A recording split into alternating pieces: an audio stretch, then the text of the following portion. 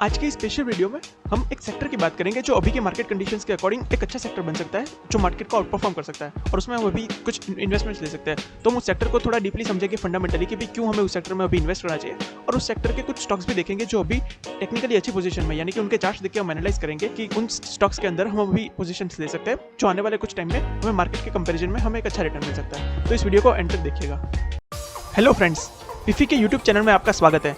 इस चैनल के थ्रू हमारा यही गोल है कि हम इंटरेस्टिंग टॉपिक्स के ऊपर सिंपल लैंग्वेज में वीडियोस बनाएं, जिससे कि आपकी लाइफ में कुछ वैल्यू ऐड हो सके। तो चलिए शुरू करते हैं। तो जिस सेक्टर की हम बात करने वाले हैं वो है एफएमसीजी सेक्टर, हाँ, यानी कि फास्ट मूविंग कंज्यूमर गुड्स। अब एफएमसीजी क्यों? अब अभी की अगर हम मार्केट कंडीशंस को देखेंगे तो मार्केट काफी वीक कंडीशंस में है। ओवरऑल पूरे वर्ल्ड में सारी मार्केट जो है वो गिर रही है, इंडियन मार्केट्स भी काफी गिर रही है पिछले कुछ टाइम से।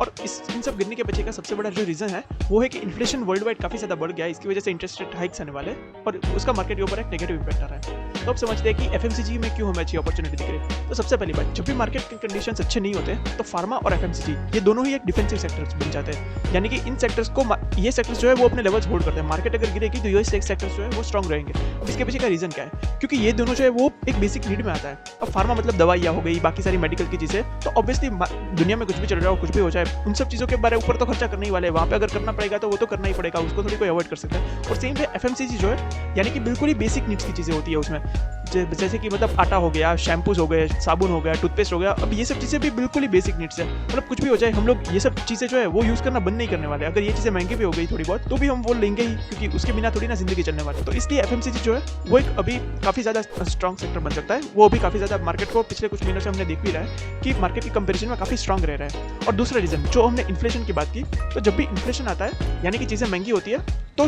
सारी कंपनीज जो है वो उस प्राइस को कंज्यूमर के ऊपर पास ऑन नहीं कर सकते। यानी कि अगर इन्फ्लेशन आएगा उसकी वजह से चीज़ें महंगी होगी तो वो कंपनी जो रॉ मटेरियल्स लेती है वो उनको महंगे पे लेने पड़ेंगे, जबकि ज़रूरी नहीं है कि वो अपनी सेलिंग प्राइस को भी उतना बढ़ा सकेगी, क्योंकि कंपटीशन रहती है, बाकी सारी चीज़ें होती है, तो उसकी वजह से कंपनी को लॉस हो सकता है। लेकिन यहाँ पे हम जिन एफएमसीजी कंपनीज के बारे में बात करेंगे वो टॉप की लीडर्स है और उनके पास में प्राइसिंग पावर है, यानी कि उनके प्रोडक्ट्स जो है वो ऑलरेडी इतने लोग यूज करते हैं और ऐसा करते हैं कि उसके ऊपर अगर वो प्राइस राइज करेंगे भी तब भी उनके प्रोडक्ट बिकेंगे। तो चलिए अब सीधे हम देखते हैं कि कौन सी वो कंपनीज है और उसके चार्ट देखते हैं। तो सबसे पहला स्टॉक जो है वो है हिंदुस्तान यूनिलीवर, जो कि एफएमसीजी का लीडर है।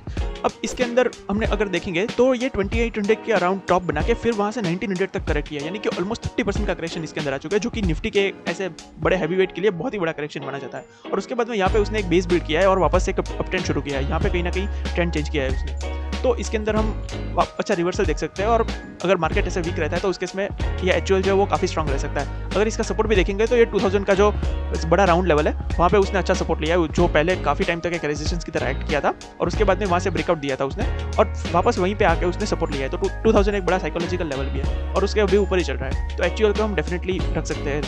देन नेक्स्ट आईटीसी है। अब आईटीसी काफ़ी टाइम तक परफॉर्म ना करने के बाद में उसने फाइनली जो है एक अच्छा ब्रेकआउट दिया है और उस ब्रेकआउट को सस्टेन भी किया है थोड़ा कंसोलिडेट करके।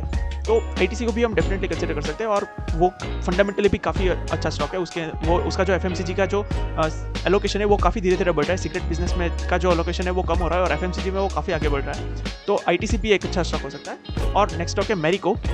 पहले कुछ टाइम पहले तक जो था उसके कुछ छोटे मोटे लिमिटेड प्रोडक्ट्स के ऊपर ही डिपेंड था, लेकिन अब उसने प्रोडक्ट बेस अपना काफ़ी बढ़ा लिया है और इसके अंदर भी हम एक अच्छा सा देख सकते हैं कि उसने इतना ज़्यादा करेक्शन दिया ही नहीं है। अगर निफ्टी के कंपैरिजन में देखें तो ये 600 से लेकर 500 तक करेक्ट किया है और पिछले काफ़ी टाइम से, पिछले ऑलमोस्ट 15-20 वीक से वो इसी रेंज